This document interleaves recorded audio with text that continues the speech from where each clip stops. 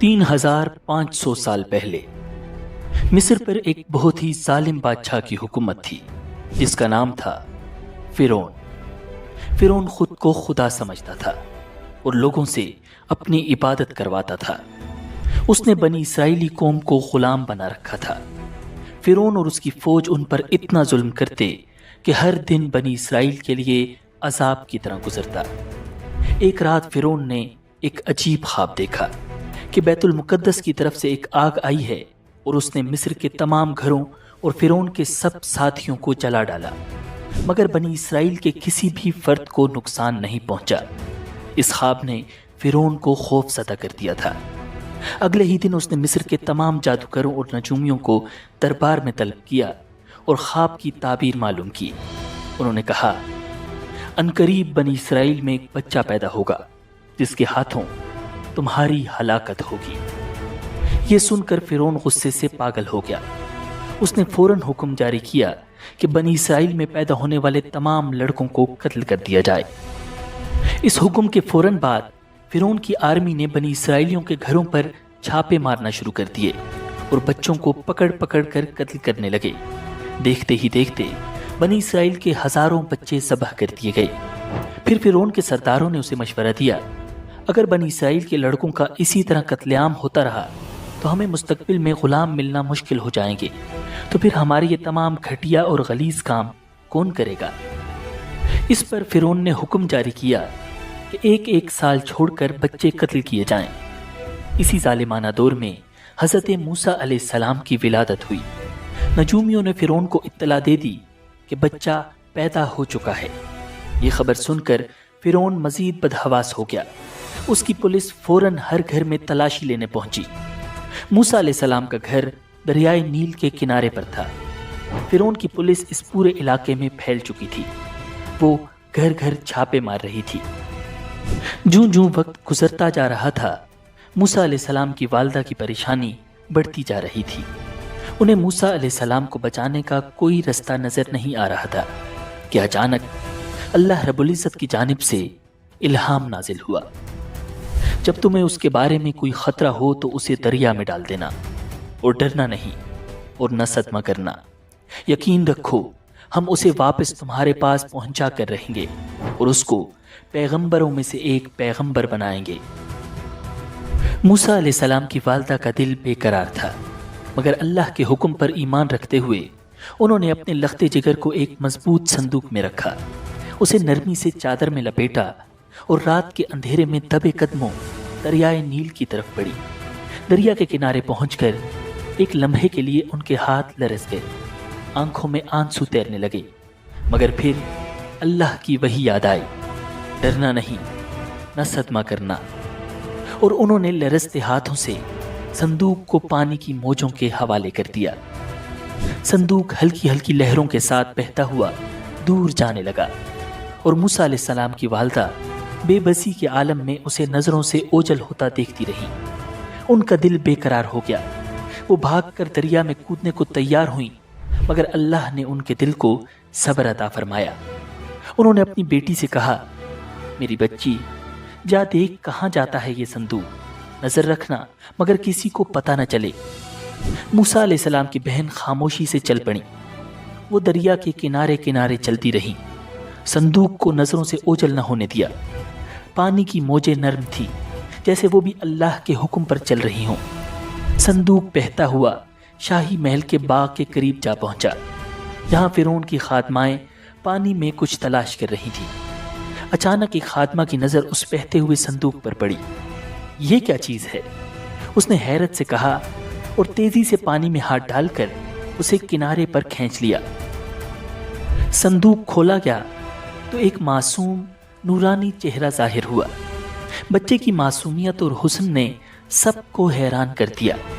खात्माओं ने उसे उठा लिया और फिरौन की बीवी आसिया की खिदमत में पेश कर दिया। नाज़रीन, आसिया बे औलाद थी, तो उन्होंने जब संदूक में एक हसीनो जमील चांद जैसे बच्चे को लेटे देखा तो फरेफ्ता हो गईं। बेख्तियार बच्चे को गोद में उठाया और जल्दी से फिरौन के पास ले गईं और बोली, ये मेरी और तुम्हारी दोनों की आंखों की ठंडक है, इसे कत्ल न करना। شاید یہ ہمیں فائدہ پہنچائے یا ہم اسے اپنا بیٹا بنا لیں۔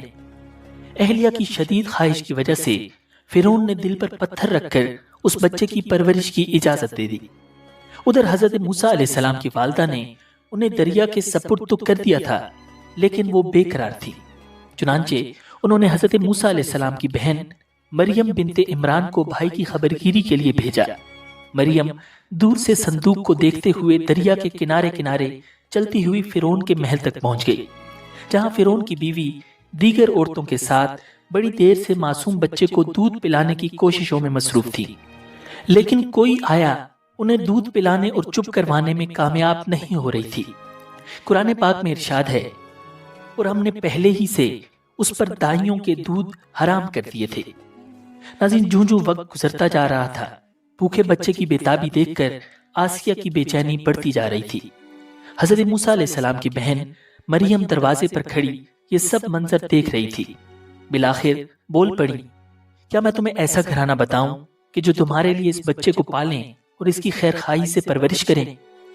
فرعون کی بیوی کی خواہش پر مریم جلدی سے جا کر اپنی والدہ کو محل میں لے آئیں، اور حضرت موسیٰ علیہ السلام نے فوری طور پر اپنی والدہ کی چھاتی سے لگ کر دودھ پی لیا۔ یوں اللہ تعالیٰ نے آپ علیہ السلام کی والدہ سے کیا ہوا وعدہ پورا کر دیا۔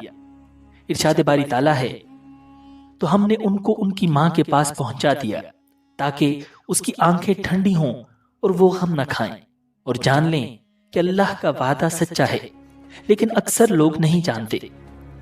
ناظرین، آسیہ نے حضرت موسیٰ علیہ السلام کی والدہ سے درخواست کی کہ وہ محل ہی میں رہنے لگیں اور اس بچے کی پرورش کریں، لیکن حضرت موسیٰ علیہ السلام کی والدہ نے انکار کر دیا کہ میرے شوہر اور بچے پریشان ہوں گے۔ اس پر آسیہ بچہ انہیں دینے پر مجبور ہو گئیں۔ پھر اس نے بچے کے لیے وظیفہ بھی مقرر کر دیا۔ یوں اللہ تعالیٰ کی شان دیکھیے کہ جس بچے کے خوف سے فرعون نے ہزاروں بچے ذبح کروا دیے، وہ بچہ فرعون کی زیر نگرانی اور سرکاری تحفظ میں پروان چڑھنے لگا۔ ناظرین، حضرت موسیٰ علیہ السلام رضاعت کی عمر تک اپنی والدہ کے پاس ہی پرورش پاتے رہے۔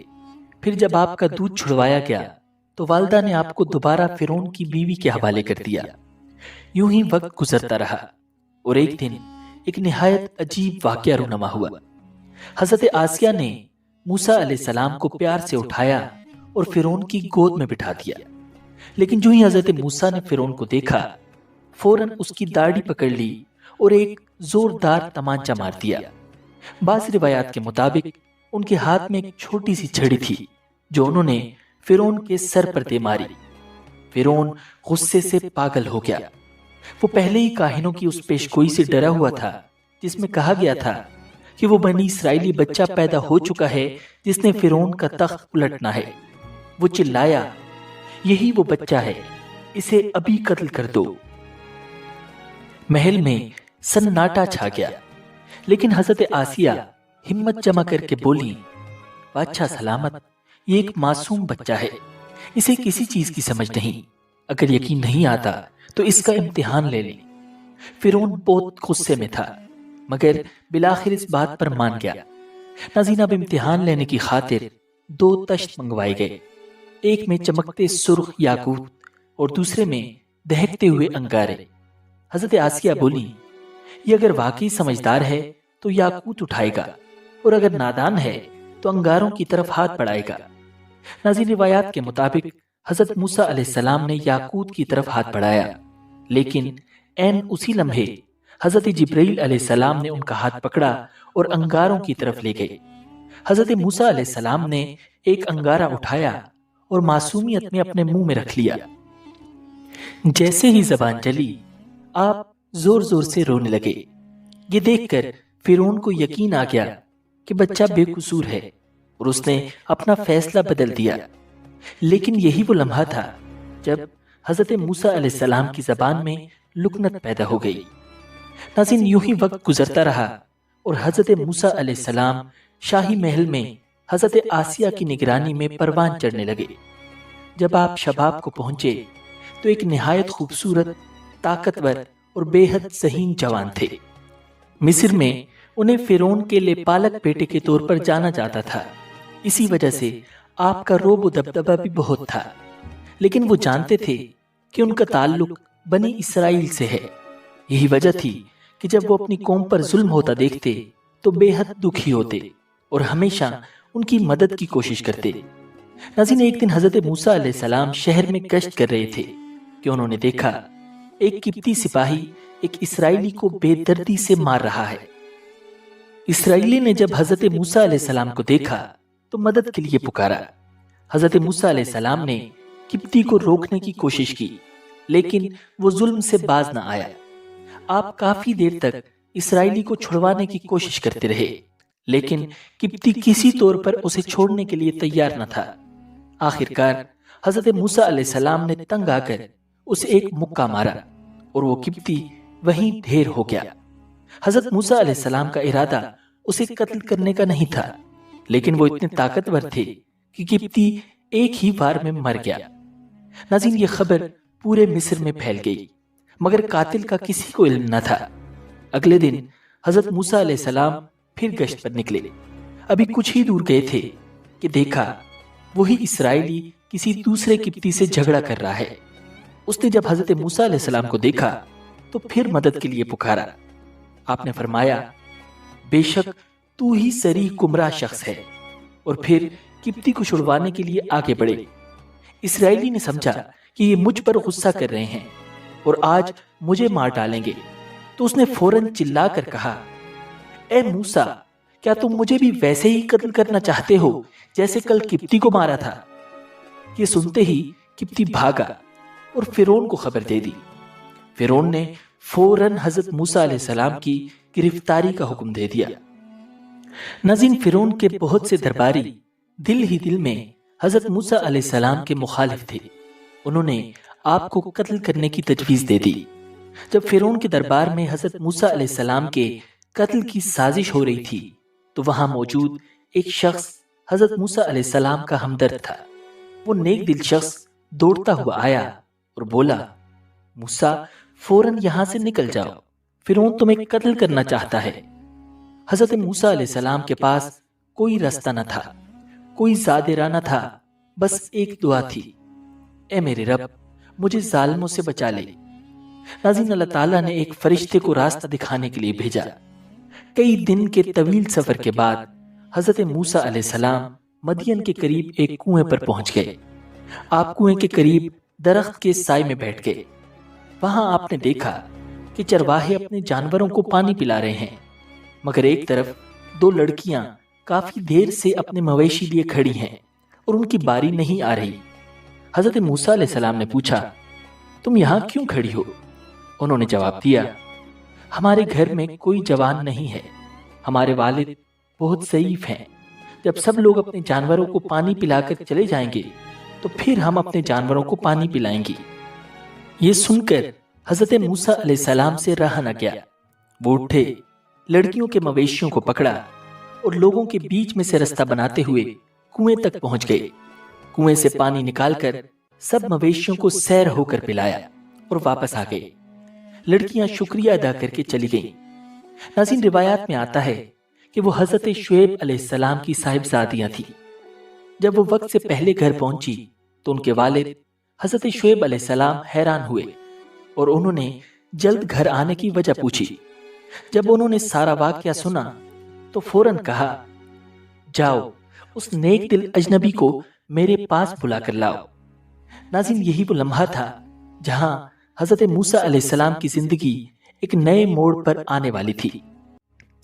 ناظرین، قرآن مجید میں ارشاد ہے کہ تھوڑی دیر بعد ان دونوں عورتوں میں سے ایک ان کے پاس شرم و حیا کے ساتھ چلتی ہوئی آئی، کہنے لگی، میرے والد آپ کو بلا رہے ہیں تاکہ آپ کو اس بات کا انعام دیں کہ آپ نے ہماری خاطر جانوروں کو پانی پلایا ہے۔ ناظرین، جب حضرت موسیٰ علیہ السلام حضرت شعیب علیہ السلام کے گھر پہنچے تو انہوں نے احترام کے ساتھ سلام کیا۔ حضرت شعیب علیہ السلام نے انہیں بیٹھنے کو کہا اور پوچھا، بیٹے تم کہاں سے آئے ہو اور یہاں تک کیسے پہنچے؟ حضرت موسیٰ علیہ السلام نے مصر سے فرار، قبطی کے قتل اور فرعون کے ظلم کی پوری داستان سنائی۔ حضرت شعیب علیہ السلام بڑے غور سے سنتے رہے اور پھر تسلی دیتے ہوئے فرمایا، گھبراؤ مت، اب تم ظالموں کی پہنچ سے دور ہو۔ یہ حضرت موسیٰ علیہ السلام کے لیے سکون کا لمحہ تھا، کئی دن کے بھوکے اور تھکے ہوئے تھے۔ حضرت شعیب علیہ السلام نے ان کی خاطر مدارت کی اور کہا کہ وہ جب تک چاہیں ان کے پاس ٹھہر سکتے ہیں۔ ناظرین، حضرت شعیب علیہ السلام کی دونوں بیٹیاں نیک، شرمیلی اور باحیا تھیں۔ ان میں سے ایک بیٹی نے اپنے والد سے عرض کیا، ابا جان، آپ ان کو اجرت پر کوئی کام دے دیجئے۔ آپ کسی سے اجرت پر کام لیں تو اس کے لیے بہترین شخص وہ ہے جو طاقتور بھی ہو، امانت دار بھی۔ حضرت شعیب علیہ السلام نے حضرت موسیٰ علیہ السلام کو بلایا اور فرمایا، میں چاہتا ہوں کہ اپنی 2 لڑکیوں میں سے ایک سے تمہارا نکاح کر دوں، بشرطے کہ تم 8 سال تک اجرت پر میرے پاس کام کرو۔ پھر اگر تم 10 سال پورے کر دو تو یہ تمہارا اپنا فیصلہ ہوگا، اور میرا کوئی ارادہ نہیں ہے کہ تم پر مشقت ڈالوں۔ انشاءاللہ تم مجھے ان لوگوں میں سے پاؤ گے جو بھلائی کا معاملہ کرتے ہیں۔ ناظرین، یہ حضرت موسیٰ علیہ السلام کے لیے بہترین موقع تھا۔ انہوں نے فوراً رضامندی ظاہر کی اور نکاح طے پا گیا۔ پھر وہ حضرت شعیب علیہ السلام کی بکریاں چرانے لگے اور وہیں رہائش اختیار کر لی۔ انہوں نے 10 سال تک یہ خدمت انجام دی۔ ناظرین، جب 10 سال مکمل ہوئے تو حضرت موسیٰ علیہ السلام نے حضرت شعیب علیہ السلام سے اجازت لی اور اپنی اہلیہ کے ساتھ مصر واپس روانہ ہوئے۔ رستے میں ایک ایسا عظیم معجزہ پیش آیا جس نے ان کی زندگی ہمیشہ کے لیے بدل دی۔ ناظرین، ایک رات شدید سردی اور اندھیرا تھا۔ اچانک حضرت موسیٰ علیہ السلام کو طور پہاڑ کے قریب ایک روشنی نظر آئی۔ انہوں نے اپنے اہل خانہ سے کہا، ٹھہرو، میں نے ایک آگ دیکھی ہے، شاید میں وہاں سے کوئی خبر لے آؤں یا کوئی انگارہ لاؤں تاکہ تم لوگ گرم ہو سکو۔ حضرت موسیٰ علیہ السلام جلدی سے آگ کی طرف بڑھے، مگر جیسے ہی وہاں پہنچے تو انہیں ایک درخت سے ایک نورانی آواز سنائی دی، یا موسیٰ انی انا اللہ رب العالمین، اے موسیٰ، میں ہی اللہ ہوں، سارے جہانوں کا رب۔ ناظرین، یہ انسانی تاریخ کا عظیم ترین واقعہ تھا جب اللہ رب العزت نے براہ راست ایک پیغمبر سے کلام کیا۔ اللہ تعالیٰ نے مزید فرمایا، اپنی جوتیاں اتار دو، بے شک تم پاک وادی طویٰ میں ہو، اور میں نے تمہیں چن لیا ہے، لہٰذا جو وحی کی جا رہی ہے اسے غور سے سنو۔ حقیقت یہ ہے کہ میں ہی اللہ ہوں، میرے سوا کوئی معبود نہیں ہے، اس لیے میری عبادت کرو اور مجھے یاد رکھنے کے لیے نماز قائم کرو۔ یقین رکھو کہ قیامت کی گھڑی آنے والی ہے، میں اس کے وقت کو خفیہ رکھنا چاہتا ہوں تاکہ ہر شخص کو اس کے کیے کا بدلہ ملے، لہٰذا کوئی شخص تمہیں اس سے ہرگز غافل نہ کرنے پائے جو اس پر ایمان نہ رکھتا ہو اور اپنی خواہشات کے پیچھے چلتا ہو، ورنہ تم ہلاکت میں پڑ جاؤ گے۔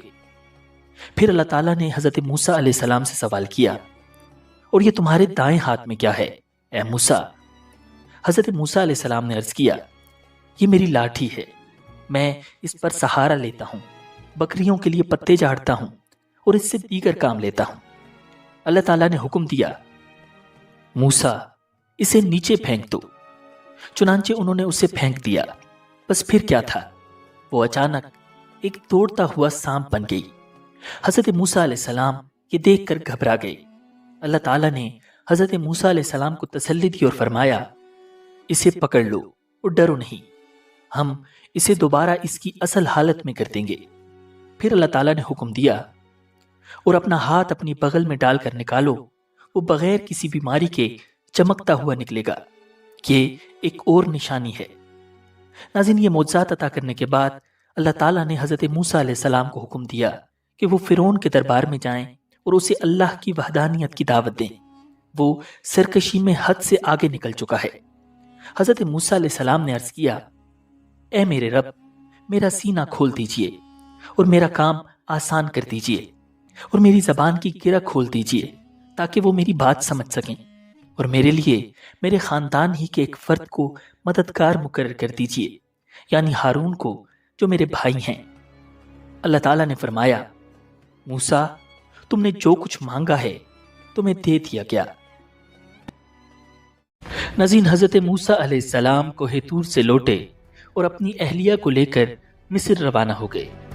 روایات میں آتا ہے کہ اللہ رب العزت نے حضرت ہارون علیہ السلام کو نبوت کے منصب پر فائز فرما کر حضرت موسیٰ علیہ السلام کے مصر آنے کی خبر دے دی تھی۔ चुनांचे हजरत हारून अलैहिस्सलाम ने आपका इस्तकबाल किया और घर ले गए। हजरत मूसा अलैहिस्सलाम 10 साल बाद घर वालों से मिले थे। अल्लाह रब्बुल इज़्ज़त के हुक्म के मुताबिक दूसरे ही दिन हजरत मूसा अलैहिस्सलाम और हजरत हारून अलैहिस्सलाम फिरौन के दरबार में पहुंच गए। दरबार में दरबारी, मुशीर और सरदार मौजूद थे। वो सब उस लम्हे का इंतजार कर रहे थे कि देखें मूसा जो कभी शाही महल में पलकर जवान हुआ था, आज फिरौन के सामने क्या कहता है। हजरत मूसा अलैहिस्सलाम ने साफ और दो टोक अल्फाज में ऐलान किया, ए फिरौन, हम रब्बुल आलमीन की तरफ से भेजे गए हैं, तू हमारे साथ बनी इसराइल को रवाना कर दे। ये सुनकर फिरौन चौंक उठा।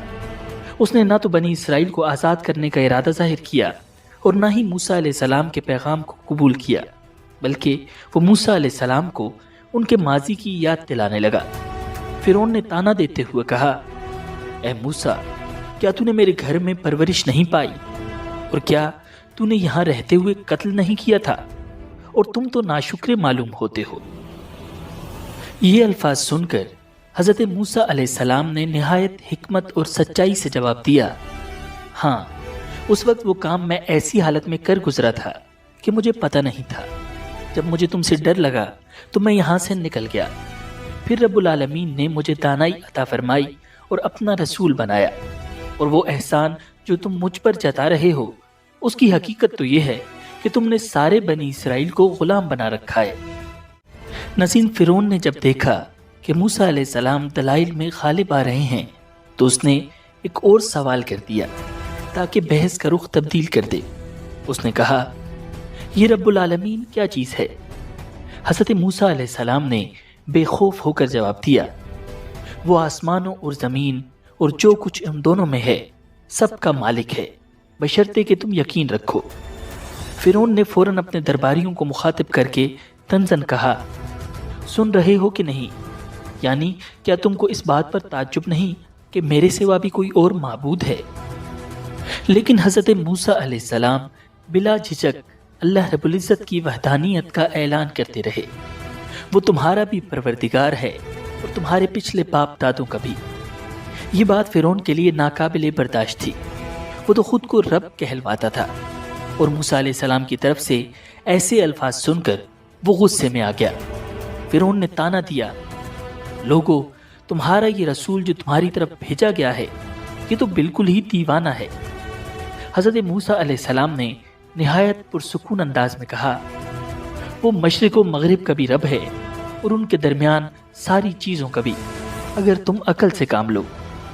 नाज़रीन, जब फिरौन दलाइल में हार गया तो अब वो ताकत के बलबूते पर मूसा अलैहिस्सलाम को खामोश कराना चाहता था। चुनांचे उसने धमकी दी, याद रखो, अगर तुमने मेरे सिवा किसी और को माबूद माना तो मैं तुम्हें ज़रूर उन लोगों में शामिल कर दूंगा जो जेल खाने में पड़े हुए हैं।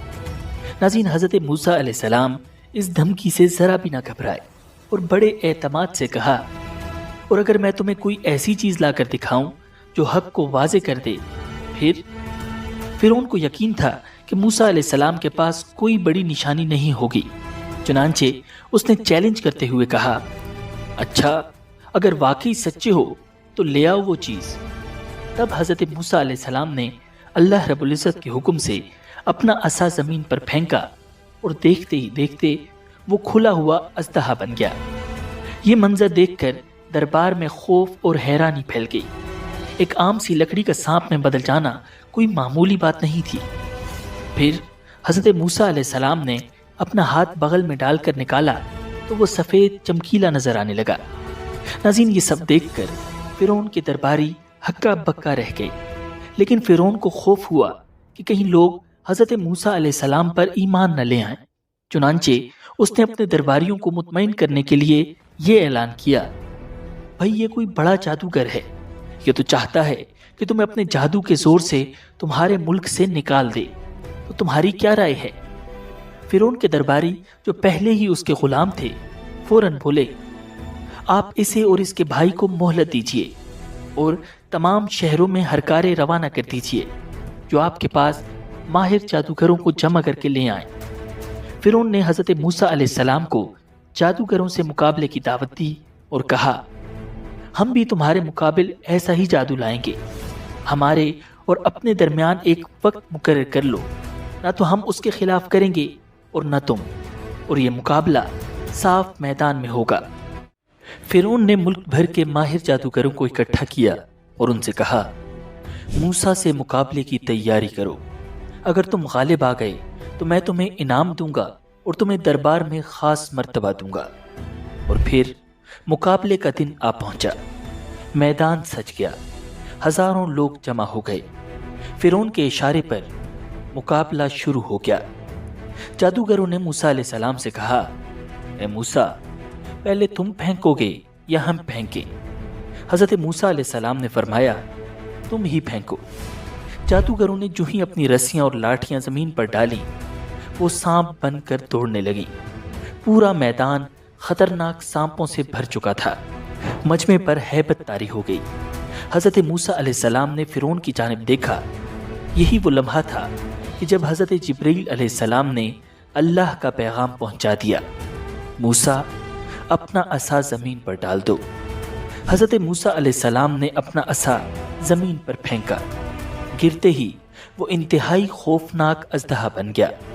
وہ اپنا پھن پھیلائے چاروں طرف گھوم رہا تھا اور پھر اچانک اس نے جادوگروں کی رسیوں کو کھانا شروع کر دیا.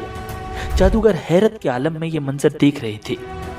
انہیں پتہ چل چکا تھا کہ یہ جادو نہیں ہے، یہ تو جادو سے بہت اوپر کی چیز تھی. یہ تو معجزہ تھا.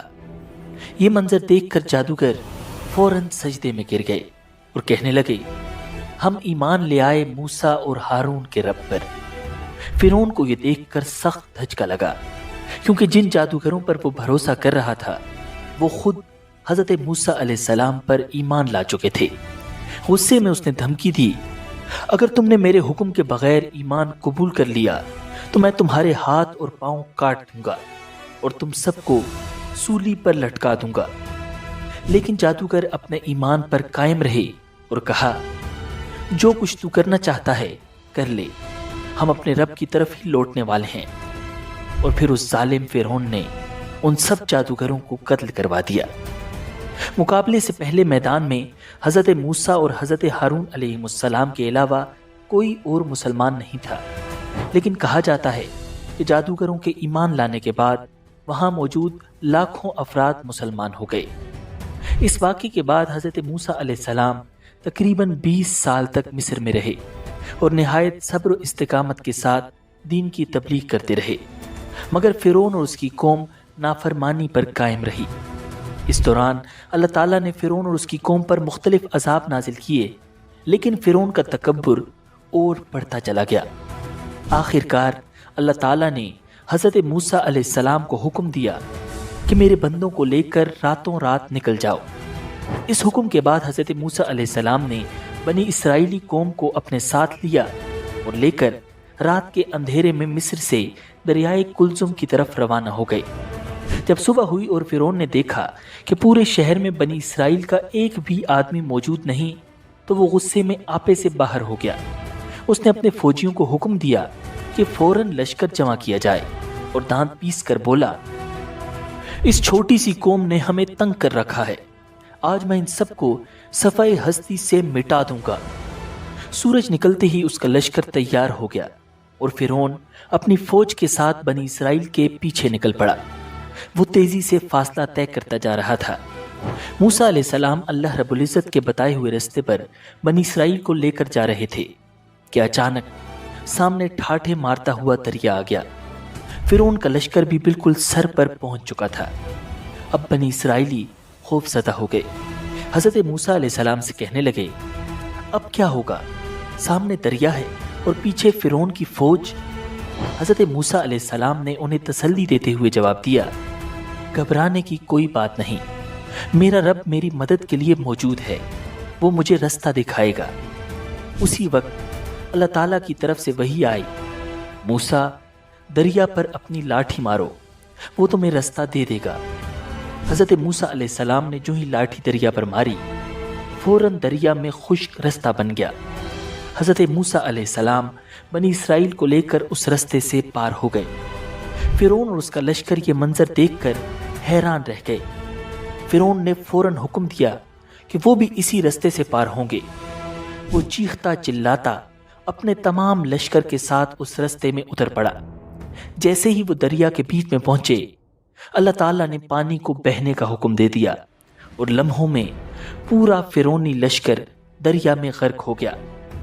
جب فرعون غرق ہونے لگا تو کہنے لگا، میں مان گیا کہ جس خدا پر بنی اسرائیل ایمان لائے ہیں اس کے سوا کوئی معبود نہیں، اور میں بھی فرما برداروں میں شامل ہوتا ہوں۔ اللہ تعالیٰ کی طرف سے جواب دیا گیا کہ اب ایمان لاتا ہے، حالانکہ اس سے پہلے نافرمانی کرتا رہا اور مسلسل فساد ہی مچاتا رہا۔ لہٰذا آج ہم صرف تیرے جسم کو بچائیں گے تاکہ تو اپنے بعد کے لوگوں کے لیے عبرت کا نشان بن جائے، کیونکہ بہت سے لوگ ہماری نشانیوں سے غافل بنے ہوئے ہیں۔ آج بھی اپنے آپ کو خدا کہنے والے فرعون کی لاش مصر کے میوزیم میں موجود ہے اور لوگوں کے لیے عبرت کا نشان ہے۔ اگر آپ کو یہ ویڈیو پسند آئی ہے تو ویڈیو کو لائک اور شیئر کیجیے، کامنٹ سیکشن میں اپنی رائے سے ضرور آگاہ کیجیے گا۔ اگر آپ نے ابھی تک حضرت ابراہیم علیہ السلام اور نمرود کے واقعے کے بارے میں ہماری ویڈیو نہیں دیکھی تو یہ ویڈیو ضرور دیکھیے گا۔ مجھے دیجیے اجازت۔ اللہ نگہبان۔